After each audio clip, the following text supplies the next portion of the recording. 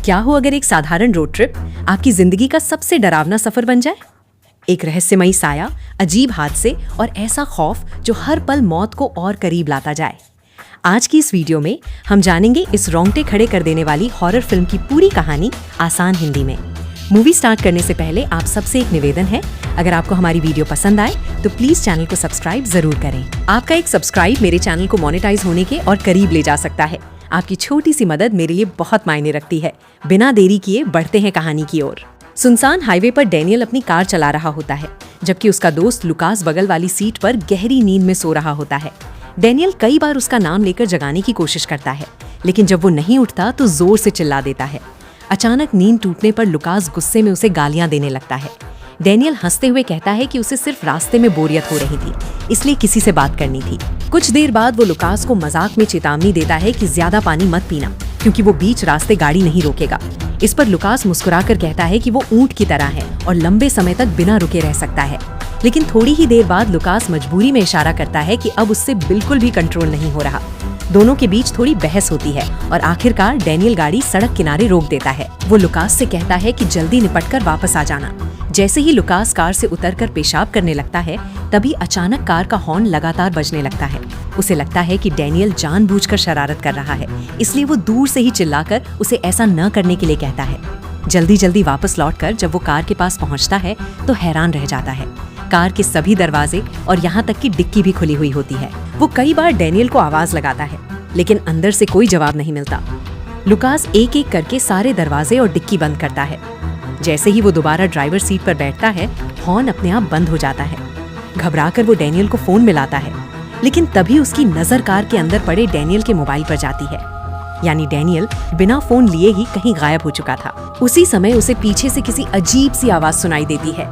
वो तुरंत पलट कर देखता है, लेकिन वहाँ कोई नहीं होता। तभी बिना किसी वजह के कार का रेडियो अपने आप चालू हो जाता है।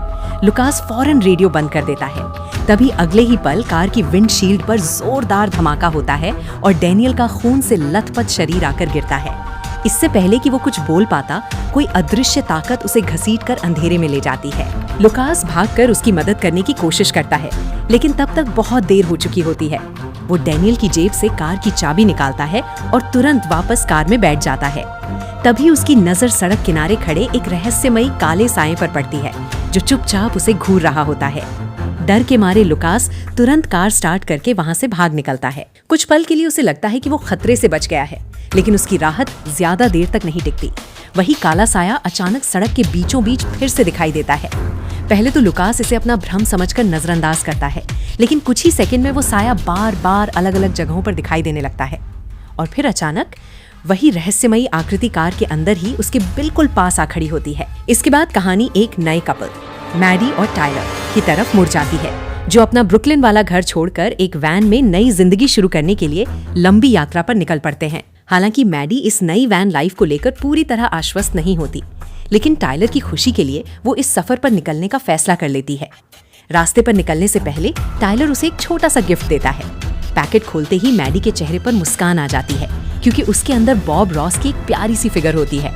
वो खुशी खुशी टायलर का शुक्रिया अदा करती है। इसके बाद मैडी वैन का जीपीएस ऑन करती है, लेकिन टायलर मुस्कुराकर कहता है कि इसकी कोई जरूरत नहीं है। वो अपनी गर्दन में पहना सेंट क्रिस्टोफर का लॉकेट दिखाते हुए दावा करता है कि यही पूरे सफर में उनकी रक्षा करेगा। मैडी उसकी बात सुनकर हंस पड़ती है और कहती है कि उसे इस लॉकेट से ज्यादा भरोसा जीपीएस पर है। टायलर मजाक करते हुए कहता है कि ऐसी बातें करने पर वो सीधे नरक जाएगी। समय बीतता जाता है और दोनों हंसी मजाक करते हुए अपनी रोड ट्रिप का पूरा आनंद लेते हैं। करीब 6 हफ्ते बाद उनकी वैन एक खूबसूरत समुद्र किनारे खड़ी होती है। मैडी रास्ते में बारबेक्यू खाने की इच्छा जताती है, लेकिन टायलर याद दिलाता है कि हॉट स्प्रिंग्स में उनकी बुकिंग शाम 6 बजे की है और अगर वे रुकें तो समय पर नहीं पहुंच पाएंगे। फिर भी मैडी उसे मना ही लेती है। लेकिन बारबेक्यू के बाद जब वे आगे बढ़ते हैं तो भारी ट्रैफिक में फंस जाते हैं और आखिरकार हॉट स्प्रिंग्स की बुकिंग मिस हो जाती है। मैडी को अपनी जिद पर पछतावा होता है और वो टायलर से माफी मांग लेती है। रात होने पर टायलर एक शांत रिहायशी इलाके में वैन पार्क कर देता है। बाहर झांकते हुए मैडी एक खुशहाल परिवार को अपने घर में साथ समय बिताते हुए देखती है। ये नजारा देखकर उसके मन में भी एक दिन अपना स्थायी घर बसाने की इच्छा जाग उठती है। उधर टाइलर उनके 6 हफ्तों के सफर का जश्न मनाने के लिए शैंपेन की बोतल खोलता है। वो कहता है कि उसे तो ऐसा लगता है जैसे अभी कुछ ही दिन हुए हो, लेकिन मैडी मुस्कुराकर जवाब देती है कि उसे ये सफर काफी लंबा महसूस हुआ है। कुछ देर बाद टाइलर वैन के अंदर फूल बिखेर देता है और रंग बिरंगी लाइटें जला देता है। मैडी हैरान होकर पूछती है कि उसने ये सारी तैयारी कब कर ली। जैसे ही वो पीछे मुड़ती है, देखती है कि टाइलर एक घुटने पर बैठा हुआ है। वो कहता है कि उसने सोचा था ये प्रपोजल हॉट स्प्रिंग्स में होगा, जहाँ सब कुछ और भी रोमांटिक होता। फिर वो मुस्कुराते हुए कहता है कि अगर वे दोनों 6 हफ्ते तक एक छोटी सी वैन में साथ रहकर हर मुश्किल का सामना कर सकते हैं, तो पूरी जिंदगी भी साथ बिता सकते हैं। इतना कहकर वो मैडी से शादी के लिए पूछता है, लेकिन मैडी जवाब दे पाती उससे पहले ही वैन के दरवाजे पर जोरदार दस्तक सुनाई देती है। बाहर खड़ा एक नेबरहुड वॉच वॉलंटियर उन्हें बताता है कि इस जगह रात भर गाड़ी खड़ी करना मना है और उन्हें तुरंत यहाँ से वैन हटानी होगी। उसके जाते ही मैटी मुस्कुराते हुए टाइलर के प्रपोजल का जवाब हाँ में देती है। ये सुनकर टाइलर खुशी से उसे अपनी बाहों में उठा लेता है और दोनों एक दूसरे को गले लगा लेते हैं। इसके बाद दोनों फिर से सफर पर निकल पड़ते हैं। रास्ते में टाइलर कहता है कि आज रात किसी होटल में रुक जाते हैं। मैटी भी इस बात से सहमत हो जाती है क्योंकि वो काफी थक चुकी होती है और गर्म पानी से नहाना चाहती है। कुछ देर बाद टाइलर को गाड़ी चलाते हुए नींद आने लगती है। ये देखकर मैटी खुद ड्राइविंग संभाल लेती है, जबकि टाइलर उसके बगल वाली सीट पर सो जाता है। ड्राइव करते समय मैटी अपनी सगाई की अंगूठी को देख रही होती है। तभी अंगूठी उसके हाथ से फिसलकर नीचे गिर जाती है। जैसे ही वो उसे उठाने के लिए झुकती है, तभी पीछे से एक तेज रफ्तार कार उनकी वैन को हल्का सा टक्कर मारते हुए लगातार हॉर्न बजाने लगती है। मैटी उसे आगे निकलने का इशारा करती है, लेकिन वो कार कुछ देर तक उनकी वैन के साथ साथ चलती रहती है। फिर अचानक तेजी से आगे निकल जाती है। थोड़ी दूर जाने पर उन्हें वही कार सड़क किनारे एक पेड़ से टकराई हुई दिखाई देती है। मैटी तुरंत वैन रोक देती है और टाइलर 911 पर कॉल कर देता है। तभी उस कार से लुकास किसी तरह बाहर निकलता हुआ दिखाई देता है। मैटी उसकी मदद के लिए आगे बढ़ती है, लेकिन तभी कोई रहस्यमयी ताकत उसे अचानक वापस कार के अंदर घसीट लेती है। ये देखकर मैटी घबरा जाती है और टाइलर को सब कुछ बताती है। टाइलर सावधानी से कार के पास जाता है और जैसे ही ड्राइवर साइड का दरवाजा खोलता है, अचानक एयरबैग पूरी ताकत से खुलता है, जिससे लुकास की मौके पर ही मौत हो जाती है। उसी समय मैटी की नजर कार पर बने 3 रहस्यमयी खरोंचों के निशान पर पड़ती है। अगले ही पल जंगल की तरफ से टहनियां टूटने की आवाज आती है। वो उधर देखती है तो उसे पेड़ों के बीच एक लंबी काली परछाई खड़ी दिखाई देती है, लेकिन पलक झपकते ही वो गायब हो जाती है। मैटी डरकर टाइलर के पास लौट आती है और कहती है कि यहाँ कुछ बहुत गलत है, इसलिए उन्हें तुरंत निकल जाना चाहिए। तभी पुलिस भी मौके पर पहुंच जाती है और टाइलर उन्हें पूरी घटना बताता है।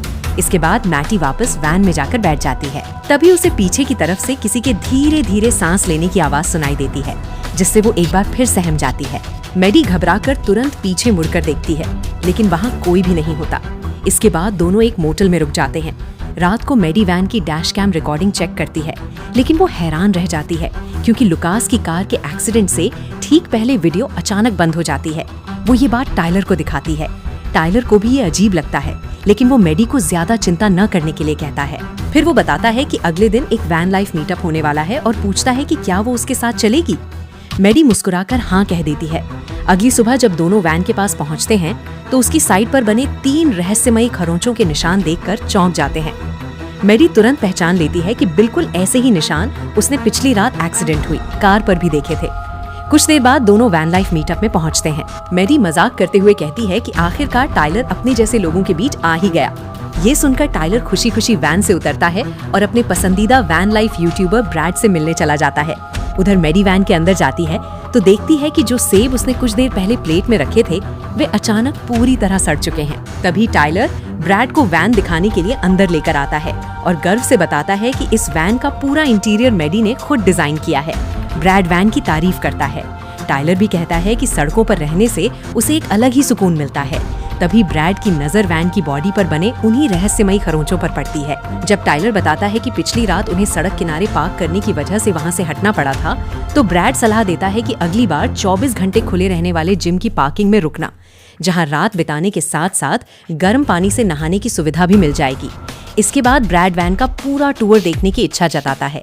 टाइलर उसे वैन दिखाने में लग जाता है, जबकि मैडी अकेले पूरे मीटअप में घूमने निकल जाती है। घूमते समय उसे एहसास होता है कि एक पास खड़ी महिला मुस्कुराकर मैडी से कहती है, लगता है तुम अभी 2 महीने पहले ही इस सफर पर निकली हो। हैरान होकर मैडी पूछती है कि उसे ये कैसे पता चला।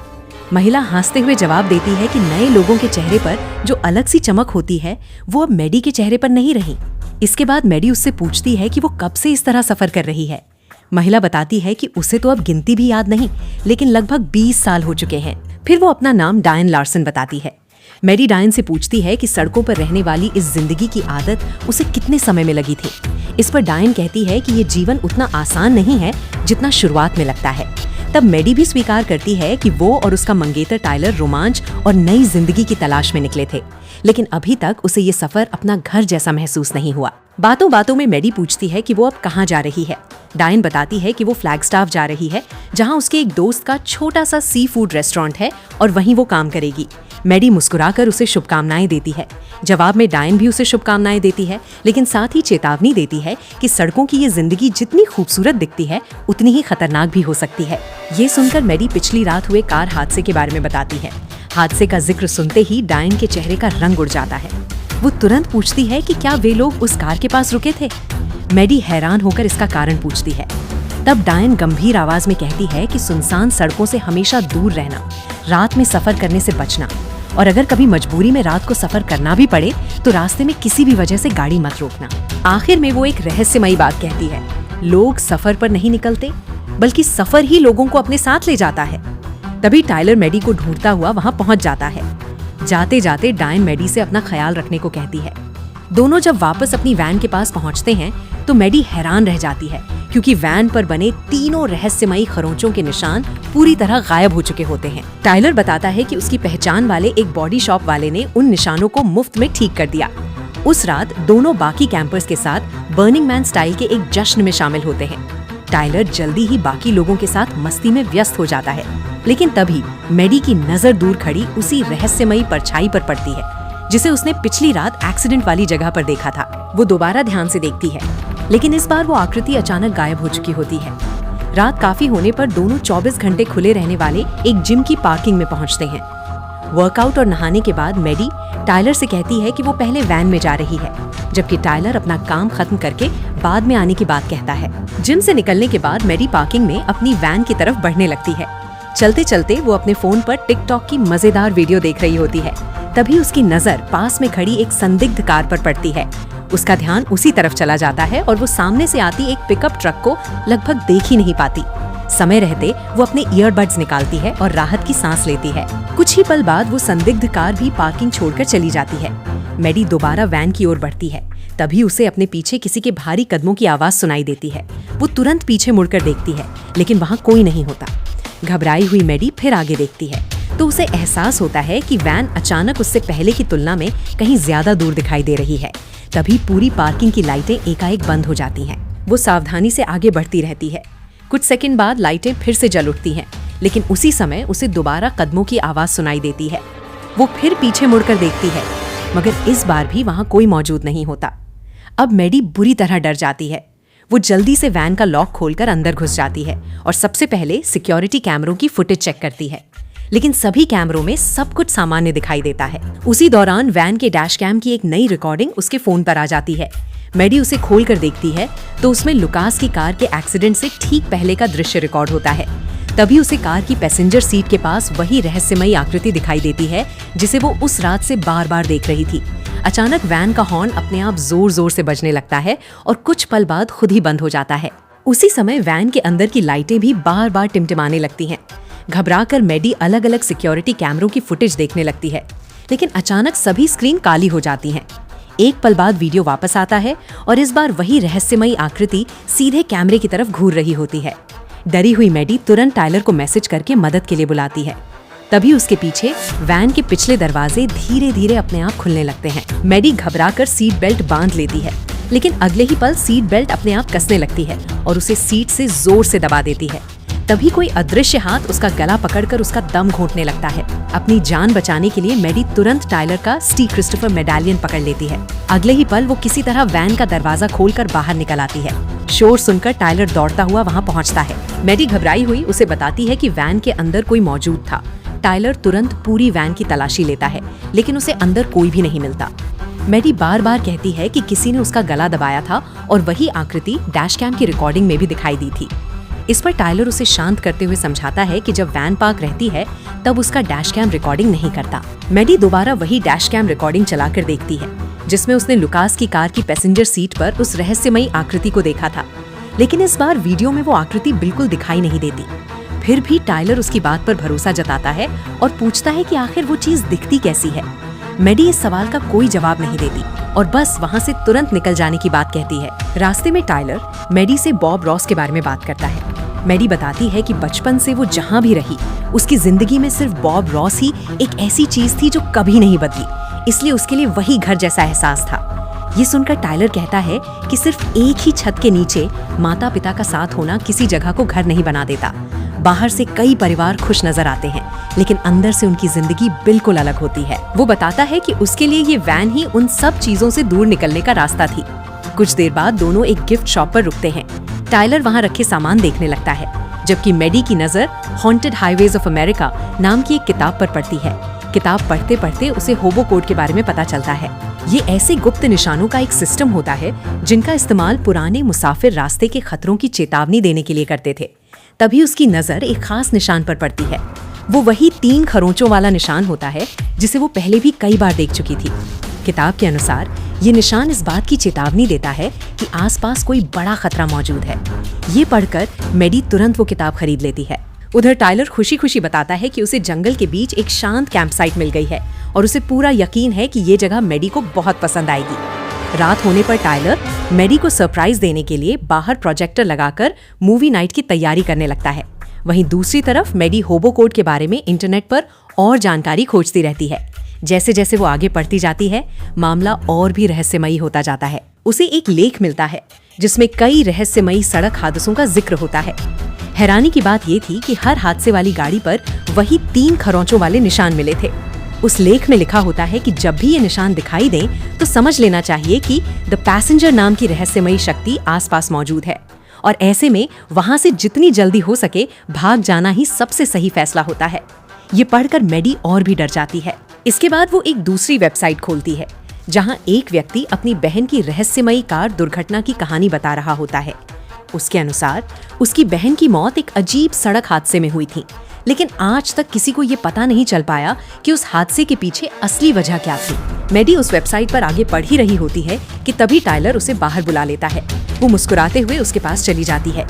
टाइलर उससे कहता है कि पिछले कुछ दिनों में जो भी हुआ उसे कुछ देर के लिए भूलकर इस पल का आनंद लेना चाहिए।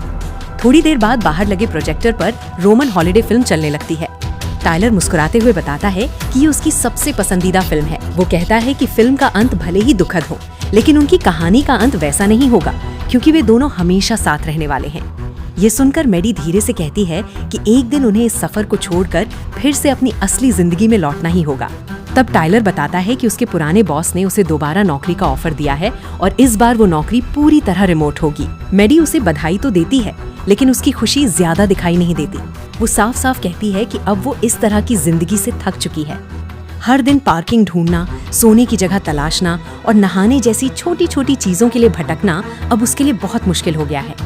फिर वो टाइलर से कहती है कि वो उससे बहुत प्यार करती है, लेकिन इस वैन लाइफ से नहीं। वो बताती है कि टाइलर की तरह उसका बचपन एक स्थिर घर में नहीं बीता। वो एक फॉस्टर होम से दूसरे फॉस्टर होम तक भटकती रही, इसलिए उसके लिए अपना घर होने का एहसास हमेशा अधूरा रहा। टाइलर हैरान होकर कहता है कि उसे तो लगा था मैडी को भी ये सफर पसंद है। मैडी जवाब देती है कि शुरुआत में उसे भी ये सब रोमांचक लगता था, लेकिन अब वो रुक जाना चाहती है। वो टाइलर को समझाती है कि वो उससे उसका सपना छोड़ने के लिए नहीं कह रही, बल्कि सिर्फ अपनी चिंता उसके सामने रख रही है। इसी बीच अचानक चारों तरफ की लाइटें बुझ जाती हैं। अगले ही पल उन्हें ऐसा लगता है जैसे किसी ने बाहर से प्रोजेक्टर की स्क्रीन को दबाया हो। टाइलर तुरंत स्क्रीन हटाकर देखता है, लेकिन वहाँ कोई भी नहीं होता। मैडी प्रोजेक्टर उठाकर उसकी रोशनी जंगल की तरफ घुमाती है। टाइलर पूछता है कि क्या उसे कुछ दिखाई दे रहा है। मैडी मना कर देती है। तभी अचानक किसी टहनी के टूटने की आवाज सुनाई देती है, जिसके बाद भारी कदमों की आहट पास आने लगती है। अगले ही पल मैडी का सामना उसी रहस्यमयी पैसेंजर से हो जाता है। टाइलर बिना देर किए मैडी को धक्का देकर वैन के अंदर भेज देता है और दरवाजा बंद कर देता है। तभी वो रहस्यमयी प्राणी वैन की छत पर छलांग लगाकर जोर जोर से उसे पीटना शुरू कर देता है। घबराई हुई मैडी तुरंत वहां से निकलने के लिए कहती है। टाइलर चाबी उठाने जाता है, लेकिन तभी उसे याद आता है कि वो चाबी बाहर ही छोड़ आया है। वो मैडी से वैन के अंदर ही रहने को कहता है और खुद चाबी लेने दौड़ पड़ता है। वो फोल्डिंग कुर्सियों के आसपास बेतहाशा चाबी ढूंढने लगता है। तभी अंधेरे में उसे चाबियों की हल्की सी खनखनाहट सुनाई देती है। आवाज का पीछा करते हुए वो चाबी तक पहुंच जाता है और तुरंत उसे उठा लेता है। उसी समय मैडी भी वैन से बाहर निकलकर उसके पास पहुंच जाती है। दोनों बिना समय गंवाए वापस वैन में बैठते हैं और वहां से तेजी से निकल जाते हैं। कुछ देर बाद वे सड़क किनारे बने एक छोटे से डाइनर में रुकते हैं। वहां मैडी टायलर को होबो कोड के बारे में अपनी पूरी जानकारी बताती है। वो समझाती है कि वही 3 खरोंचों वाला निशान उनकी वैन और लुकास की कार दोनों पर था। लोगों का मानना है कि सड़क पर सफर करने वालों का पीछा करने वाली उस रहस्यमयी शक्ति को द पैसेंजर कहा जाता है। ये सुनकर टायलर सुझाव देता है कि क्यों न वे वैन को ही जला दें, लेकिन मैडी मना करते हुए कहती है कि उसकी पढ़ी हुई जानकारी के अनुसार निशान वैन पर नहीं बल्कि उन दोनों पर लग चुका है। कुछ देर बाद मैडी वॉशरूम की तरफ जाती है। तभी उसे अचानक डायन की याद आती है। वो तुरंत वापस आकर टायलर से कहती है कि उन्हें उसी महिला डायन को ढूंढना होगा जिससे उनकी मुलाकात वैन लाइफ मीटअप में हुई थी। मैडी बताती है कि डायन पहले ही उस रहस्यमयी शक्ति के बारे में उन्हें चेतावनी दे चुकी थी, इसलिए शायद वही उन्हें इससे बचने का रास्ता बता सके। जब टायलर पूछता है कि डायन मिलेगी कहाँ, तब मैडी याद दिलाती है कि वो फ्लैगस्टाफ में अपने दोस्त केसी फूड रेस्टोरेंट में काम करने जा रही थी। टायलर कहता है कि वहाँ ऐसे रेस्टोरेंट ज्यादा नहीं होंगे, इसलिए उसे ढूंढना मुश्किल नहीं होगा। हालांकि मैडी डायन की एक और बात याद दिलाती है। उसने साफ कहा था कि रात में कभी सफर मत करना। अगली सुबह दोनों फ्लैगस्टाफ के लिए निकल पड़ते हैं। कई घंटे सफर करने के बाद अचानक सड़क पर पड़े एक कील से वैन का एक टायर पंचर हो जाता है। मजबूरन उन्हें सड़क किनारे रुकना पड़ता है। टायलर मैडी से कहता है कि वो जितनी जल्दी हो सके टायर बदल देगा। तभी जैसे ही वो पहिए के बोल्ट खोलने लगता है, मैडी को पास ही किसी अजीब आवाज का एहसास होने लगता है, इसलिए वो उसे देखने के लिए आगे बढ़ जाती है। दूसरी तरफ टायलर पंचर टायर हटाकर नया टायर लगाने की तैयारी करता है, लेकिन तभी उसे पता चलता है कि व्हील के सारे बोल्ट अचानक गायब हो चुके हैं। वो मैटी से पूछता है, लेकिन उसे भी उनके बारे में कुछ पता नहीं होता। टायलर टॉर्च की रोशनी वैन के नीचे डालता है तो सारे बोल्ट वहीं पड़े दिखाई देते हैं। उधर मैटी की नजर दूर टिमटिमाती हुई एक रहस्यमयी रोशनी पर पड़ती है। तभी वैन को सहारा देने वाला जैक धीरे धीरे खिसकने लगता है। अगले ही पल वैन के पीछे वाले दरवाजे अपने आप खुल जाते हैं और अचानक वही खौफनाक पैसेंजर मैटी को पकड़कर अंधेरे में घसीट ले जाता है। टायलर उसे बचाने के लिए वैन के नीचे से निकलने की कोशिश करता है, लेकिन तभी जैक फिसल जाता है और पूरी वैन उसके पैर पर गिर पड़ती है। दर्द से तड़पते हुए भी वो किसी तरह खुद को बाहर निकालता है। फिर सेंट क्रिस्टोफर का लॉकेट उठाकर जल्दी जल्दी टायर बदलता है और मैटी को ढूंढने निकल पड़ता है। उधर मैटी की आंख खुलती है तो वो खुद को एक भयानक सड़क हादसे वाली जगह पर पाती है। तभी उसे टायलर की आवाज सुनाई देती है। वो दौड़कर उसके गले लग जाती है, लेकिन अगले ही पल उसे एहसास होता है कि ये असली टायलर नहीं बल्कि पैसेंजर का रचा हुआ भ्रम है। तभी असली टायलर अपनी वैन लेकर वहां पहुंच जाता है और आखिरी पल में मैटी को कुचलने से बचा लेता है। इसके बाद दोनों कई सीफूड रेस्टोरेंट्स में फोन करके आखिरकार डायन का पता लगा लेते हैं और एक वैन कैंप में उससे मिलते हैं। उनकी पूरी कहानी सुनते ही डायन घबरा जाती है। वो तुरंत सभी लोगों को अपनी अपनी गाड़ियों में जाने का आदेश देती है, क्योंकि उसके मुताबिक वे अपने साथ मौत को कैंप तक ले आए हैं। मैटी के पूछने पर डायन बताती है कि पैसेंजर कोई इंसान नहीं बल्कि एक शैतानी सत्ता है जो सुनसान सड़कों पर हादसे करवाकर लोगों के दर्द और मौत से ताकत हासिल करती है। वो कहती है कि जिस इंसान पर उसकी नजर पड़ जाए वो ज्यादा दिनों तक जिंदा नहीं बचता। जब टायलर पूछता है कि उसने उन्हें ही क्यों चुना, तो डायन बताती है कि क्योंकि उन्होंने रास्ते में रुककर उसकी तरफ ध्यान दिया था। अनुभवी यात्री हमेशा पुराने सड़क नियमों का पालन करते हैं और ऐसे संकेतों को कभी नजरअंदाज नहीं करते। जब टायलर पूछता है कि क्या उसे हराया जा सकता है, तो मैटी बताती है कि सेंट क्रिस्टोफर का लॉकेट छूते ही वो राक्षस कुछ देर के लिए पीछे हट गया था। ये सुनकर डायन को एक पुरानी कहानी याद आती है, जिसके बारे में वो उन्हें बताने लगती है। डायन उन्हें बताती है कि कई साल पहले एक ट्रक ड्राइवर किसी तरह पैसेंजर से बचकर सेंट क्रिस्टोफर चर्च पहुंच गया था। कहा जाता है कि उस चर्च की पवित्र जमीन इस दानवी शक्ति को हमेशा के लिए खत्म कर सकती है। अगर ऐसा न भी हो तो कम से कम वहां उन्हें बचने का आखिरी मौका मिल सकता है। जब टायलर चर्च का पता पूछता है तो डायन बताती है कि वो किसी भी नक्शे पर नहीं मिलेगा। वो रेगिस्तान के बीच एक बंद रास्ते पर है और वहां पहुंचने के लिए पुराने संकेतों को पढ़ना आना चाहिए। आखिरकार डायन खुद उन्हें वहां ले जाने के लिए तैयार हो जाती है, लेकिन तभी तेज हवाएं चलने लगती हैं और सभी समझ जाते हैं कि पैसेंजर पास आ चुका है। मैटी और टायलर तुरंत अपनी वैन की तरफ भागते हैं। जैसे ही मैटी दरवाजा खोलने की कोशिश करती है, दरवाजा जोर से बंद होकर उसके हाथ पर लग जाता है। डायन उन्हें जल्दी भागने के लिए चिल्लाती है, लेकिन तभी पैसेंजर उसके पीछे प्रकट होता है और एक ही झटके में उसकी गर्दन तोड़कर उसे मार डालता है। मजबूर होकर मैटी और टाइलर वहाँ से भाग निकलते हैं। कुछ दूर जाकर वे एक पेट्रोल पंप पर रुकते हैं। मैटी अभी भी डरी हुई होती है। टाइलर उसके घायल हाथ पर पट्टी बांधता है, जबकि उसका खुद का पैर भी बुरी तरह घायल होता है। दोनों तय करते हैं कि अब किसी भी कीमत पर सेंट क्रिस्टोफर चर्च पहुंचना ही होगा। वहां से निकलने से पहले वे जितने भी सेंट क्रिस्टोफर लॉकेट मिलते हैं सब खरीदकर वैन में टांग देते हैं, ताकि उनसे कुछ सुरक्षा मिल सके। रास्ते में टाइलर फोन पर सेंट क्रिस्टोफर की कहानी पढ़ता है। उसमें बताया जाता है कि उन्होंने एक बार एक ऐसे दानव का सामना किया था जो खुद को धार्मिक व्यक्ति के रूप में छिपाकर लोगों को धोखा देता था। इसी दौरान मैटी की नजर धुंधली होने लगती है। अगले ही पल दोनों को एहसास होता है कि अचानक रात हो चुकी है। वे घबरा जाते हैं क्योंकि पैसेंजर उन्हें सम्मोहित करके कई घंटे गायब कर चुका होता है और उन्हें इसका जरा भी एहसास नहीं हुआ। अब उनकी वैन का ईंधन भी लगभग खत्म होने वाला होता है। तभी मैटी को रास्ते में एक पुराना होबो सिंबल दिखाई देता है।